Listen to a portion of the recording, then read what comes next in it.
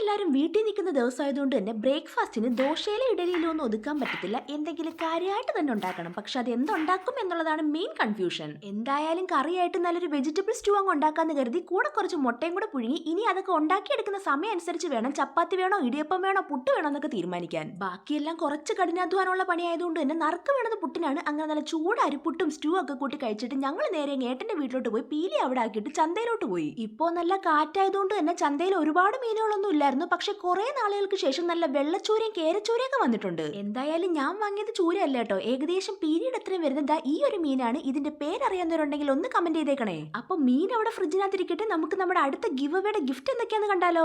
ഈ ഒരു printed sling bag, sugar പോപ്പിന്റെ ലിപ് ബാം, കുറച്ച് ഹെയർ ക്ലിപ്സ്, ബ്ലൂ ഹെവന്റെ കാജൽ, പോൺസിന്റെ മോയ്സ്ചറൈസർ, കുറേയേറെ സിൽവർ ഇയറിംഗ്സ്, ഇതെല്ലാം കിട്ടാവുന്നത് ഒരാൾക്കല്ല 3 പേർക്കാണ്. അപ്പോൾ ഇതൊക്കെ കിട്ടാൻ വേണ്ടി പെട്ടെന്ന് തന്നെ ചാനൽ സബ്സ്ക്രൈബ് ചെയ്ത് വീഡിയോയ്ക്ക് താഴെ ഇഷ്ടമുള്ള കമന്റ് ചെയ്തോളൂ. അപ്പൊ ഓക്കെ, ബൈ.